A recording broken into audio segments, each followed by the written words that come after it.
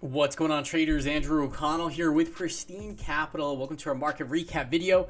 It is June 1st. It was the first brand new day of the trading month. As always, please go ahead, click the like button on the video. Also subscribe to the channel if you're not already. Let's talk about today's price action and some of the changes that are happening under the surface. Before we dive in, nothing in the video should be construed as investment advice or recommendations. Always follow your own trading plan. All right. So box scores for today, we had the S&P 500 with the honeymoon phase of this rally being over, down 0.81%. We have the NASDAQ down 0.74%, IWM small caps down just 0.5%, as well as the Dow Jones. And the ARK Innovation ETF got slammed, down 3.61%.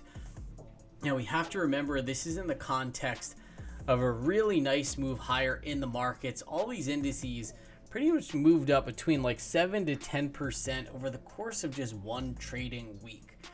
Take a look here. Pretty much all of these indices closed towards the low end of their day's range, except for the small caps, which closed at about the halfway point. Volatility, this is a positive divergence, actually closed down for most of these indices, but the market breadth was pretty horrible. We have these small caps with the best breadth at 33%. And our down volume for today was 67%. My trend model is still at a +3, which is good. But take a look. We did get some new headlines and some new narratives that really stirred up a lot of controversy within the market. So the first being Jamie Dimon. He had this soundbite from earlier today. This appeared on CNBC. Jamie Dimon, CEO of JP Morgan, says to brace yourself for an economic hurricane caused by the Fed and Ukraine war. And he cited the quantitative tightening, which actually started today by the Federal Reserve. And then he also cited the Ukraine war. And he says oil could hit $150 or $175 a barrel. So this was definitely causing a rumble within the market. And then we had a bunch of Fed speakers as well, in addition to economic data today.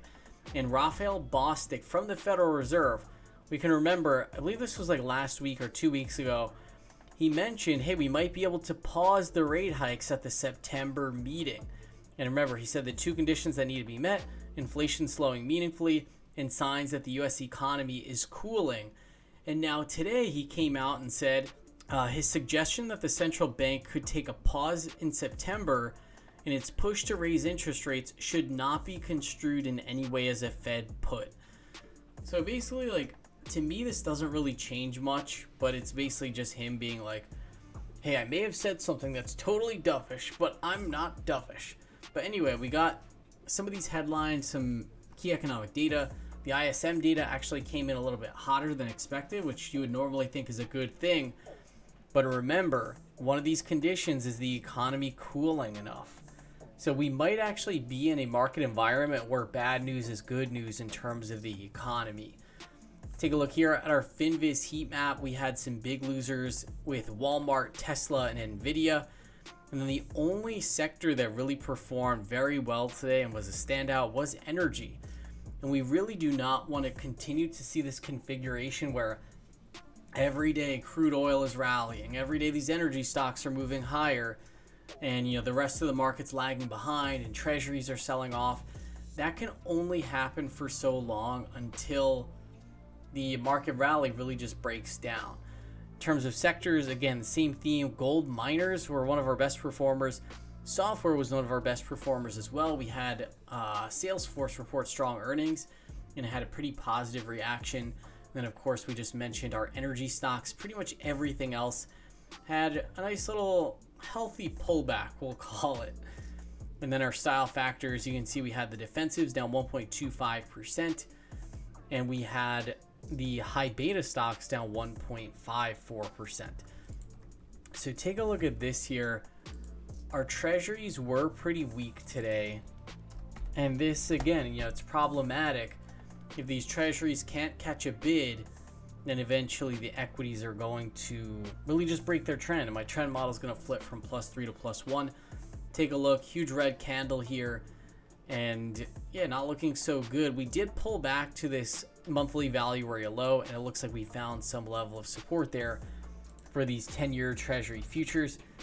Let's take a look at these indices. And I mentioned this a few times today, but what's tough when the market has such a big rally over just a few trading days, like look at these 3 green candles back to back, that's pretty big.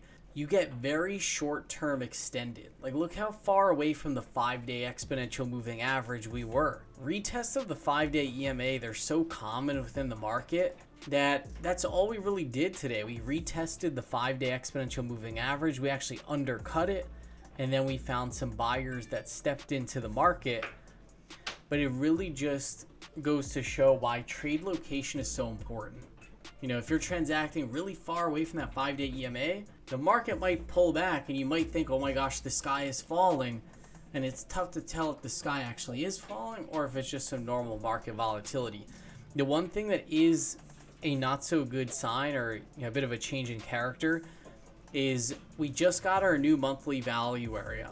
So we have monthly value area high at 4120. And we did undercut that. We actually closed below it. But that said, we're still above this 10-day EMA, and we're still above the 20-day simple moving average as well.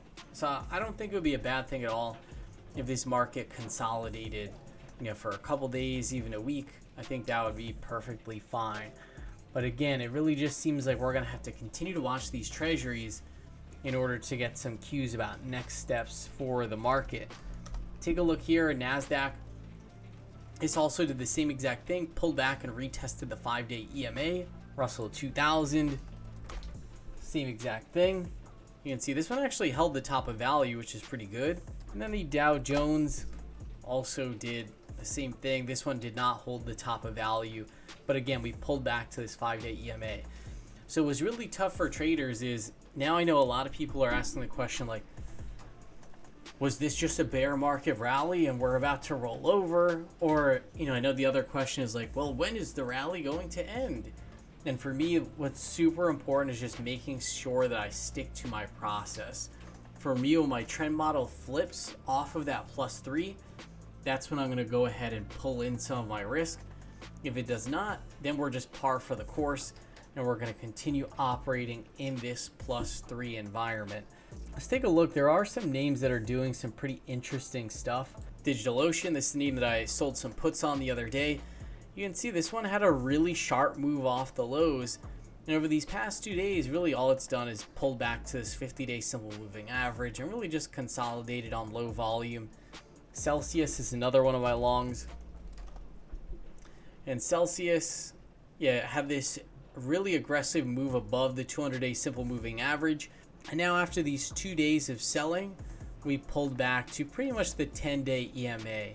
So again, this is why trade location is so important, because these are just kind of like normal pullbacks at the moment that you get after a pretty big rally. So it's very tough actually to discern, this is a big deal or whatever. For me, I never like to make anything a big deal really before I need to. By following my process, it allows me to sort of, just navigate the market. I don't really have to worry and answer these existential questions, that sort of stuff. But take a look. The one group that I want to share with you before we wrap is this shipping group, because this group, it's all moving as one. And it looks like if the market continues to be strong, this group could really make a nice move to the upside. We have EGLE trading above value.